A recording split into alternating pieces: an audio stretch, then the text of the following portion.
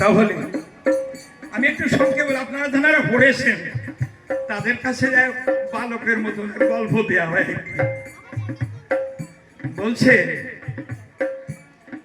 পবন পুত্র চড়তে পারত না, কিন্তু দেখা যাচ্ছে তো ছোট্ট একটা মরকট বানরের মতো চড়তে পারত না। বলছে আমার বিশ্বাস হয় না। হনুমান বলছে তাহলে একটু পরীক্ষা করবা নাকি? বলছে হয় পরীক্ষা করবো। তো বলছে এই সরোবর দেখা যাচ্ছে, সরোবরে তুমি বাঁধ দিয়ে রাস্তা তৈরি করো, আর পৃষ্ঠ ঘন কালো আমি আসিতেছি।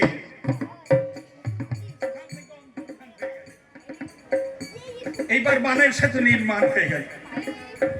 বানের সেতু নির্মাণ হয়ে গিয়ে এইবার বলছে ওই 4 জনকে, এই যে 5 জন না, যদিও আমরা ভাগবত না পড়ি, ও শ্রীর গান তো গাইছি, হ্যাঁ, যে হনুমান স্বভাব ঘুষাইয়ে কয়জন 5 জন লইয়ে শ্রীরাম পদে মনকে বেঁধে থাকলো ভাব লইয়ে। কয়জন? 5 জন। এই 5 জন, এই 4 জন এখানে বসে আছে। বানের সেতু নির্মাণ হয়ে গেল। এদের কাছে জিজ্ঞেস করছে অর্জুন, কই তোমাদের প্রভু আসে না কেন? আসুক। মানে কৃষ্ণ আসে না কেন? বলছে কৃষ্ণ ক্ষণ কালো আসিতেছে প্রভু। এরপর দেখা যাচ্ছে আকাশ ছুঁয়ে আসতেছে। আপনারা ওই লীলামৃতের মধ্যে পড়েছেন, ত্রেতা যুগে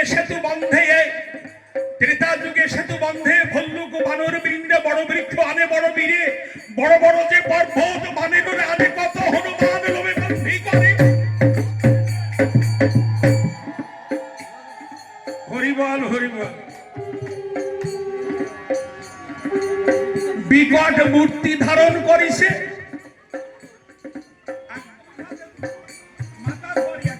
প্রতিটা লোমে লোমে বান্ধিছে, প্রতিটা লোমে লোমে পাথর বান্ধিছে মাথায়।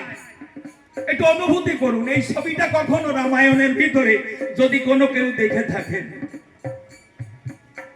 আসতেছে, বলছে কই? তো বলছে ওই তো আসতেছে। অর্জুন বলছে ও তো মেঘ। বলছে না, মেঘ না, প্রভু আসতেছে। ওই দিকে তাকাচ্ছে আর আমার সেতুর দিকে তাকাচ্ছে। আমার সেতু টেকবে না, আমার সেতু টেকবে না, অত বড় হবে না। তখন কৃষ্ণকে স্মরণ করলেন, অকৃষ্ণ আজকে আমার বানের সেতু টেকবে না। ভগবান শ্রীকৃষ্ণ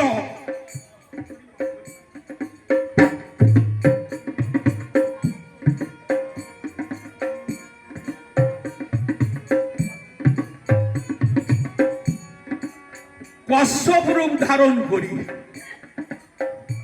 ওই বানের সেতুর তলায় যাইয়ে জাগাইয়ে তুলিছে। হনুমান দক্ষিণ পদ করিয়াছে দান। যখনই দান করছে কশ্যপের মুখ দিয়ে রক্ত বেরিয়েছে, সরোবরের জল লাল হয়ে গেছে। সে কি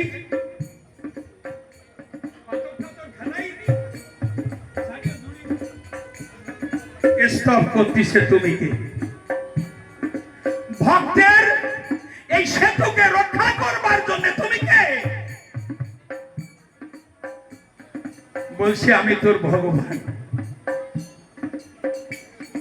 বলছে না, তুমি আমার ভগবান না। আমি মতুয়ার কথা বলতে যে কোন কথা বলছে বুঝতে পারছেন? বলছে তুমি আমার ভগবান না, আমার ভগবান রাম,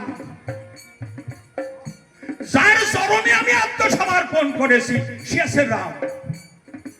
তুমি পারবে আমার রাম রূপ দর্শন করাতে? শ্রীকৃষ্ণ দাপার যুগের শ্রীকৃষ্ণ ওই মূর্তি ত্যাগ করিয়া ত্রেতা যুগেরা জটাজুট ভারও ধারিয়েছেন। হনুমান বললে কেটা, তাহলে তুমি তো আমার রাম, যাইয়া চরণে প্রণাম করছে, ওই কৃষ্ণের প্রণাম করে নাই। মতুয়া যারা হরিতে সমর্পিত হয়েছে, যারা আর হৃদয়ের ভিতরে দেহের ভিতরে যে সত্তাকে একবার দর্শন করেছে, সেই রূপ ছাড়া আর জগতে যা রূপ আছে এক রূপেও তারা দর্শন করবে না।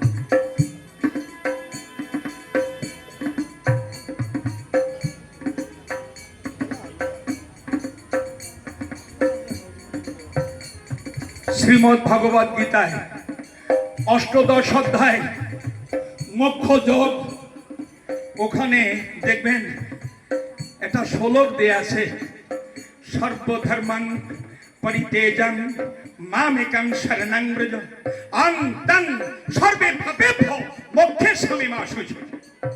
অর্জুন তো যুদ্ধ করবে না, ভয় করতেছে জ্ঞাতিবদ্ধ অমুক।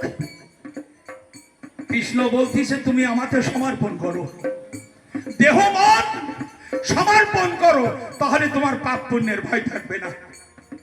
কথাটার অর্থ একটাই কথা দিয়ে বুঝিয়ে দিলাম, যারা সমর্পিত মতুয়া, যারা সমর্পিত, যারা সমর্পণ হয়েছে তারাই মতুয়া, আর যিনি সমর্পণ হয়নি তিনি মতুয়া নন।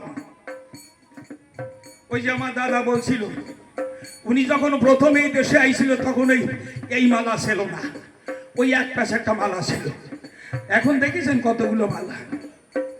আজকেই বলছে যে আমি সেজেছি, আমিও বললাম আমিও সেজেছি দাদা, সেজেছি, পথে যাচ্ছি, কিন্তু পথ যে বেপথ হয়ে যাচ্ছে।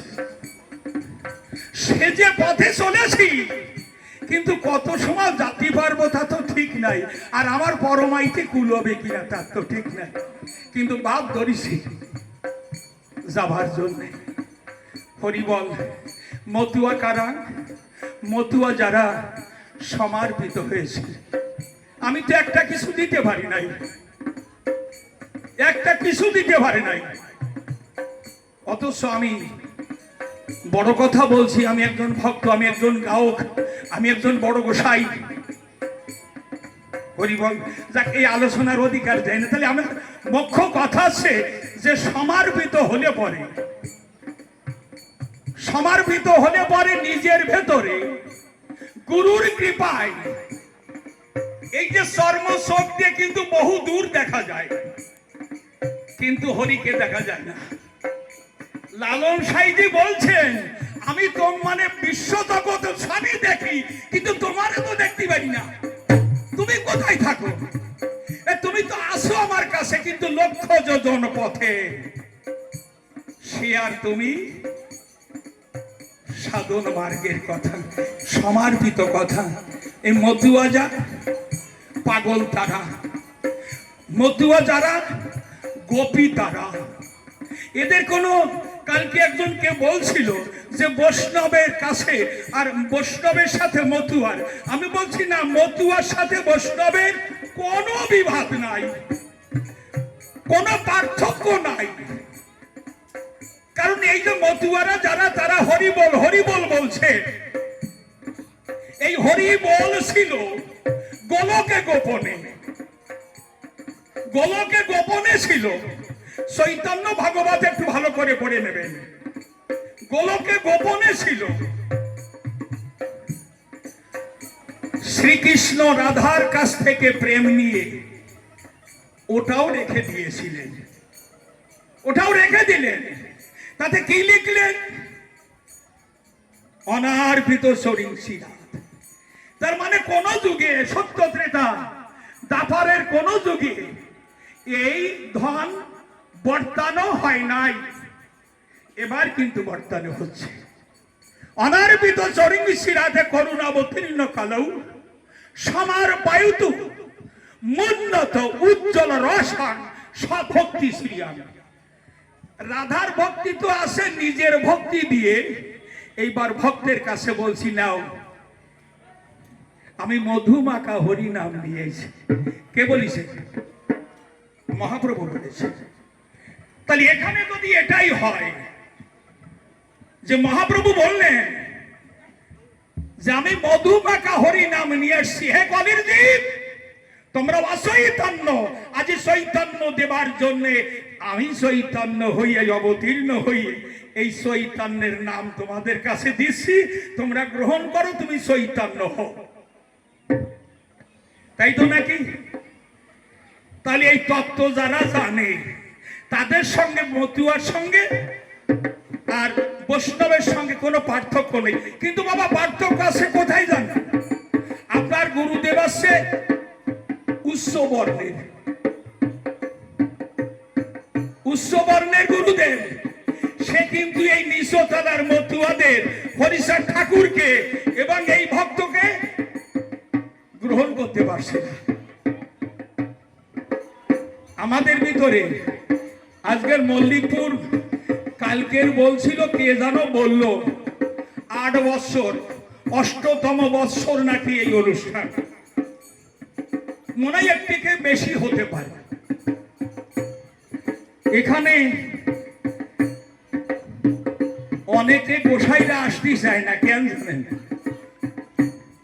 ওই শটের পরে একটু জায়গায় ওইখানে বসে খাতি হচ্ছে আমাদের, বুঝতে আমাদের তো আলাদা কোনো জায়গা নাই, বুঝেছেন? ওইখানে আমাদের জায়গা। তাতে একটু উচ্চ স্তরের গোসাই যারা, তারা এখানে এসে ওই লাইনে বসে ভাত খেতে পারছেন। বৈষ্ণব যারা, বৈষ্ণবের গুরুদেব যারা, তারা ওখানে যেতে পারছে না, তাদের একটু আলাদা করে ঘরে দাও। বুঝতে পারছেন কি বলছে? যাক, এই বিভেদ বা এই পার্থক্যটুকুনি রয়ে গেছে, এই জন্য একজাস হতে পারছে না। আমি কি আর একটু বলবো দাদা, নাকি গাবো?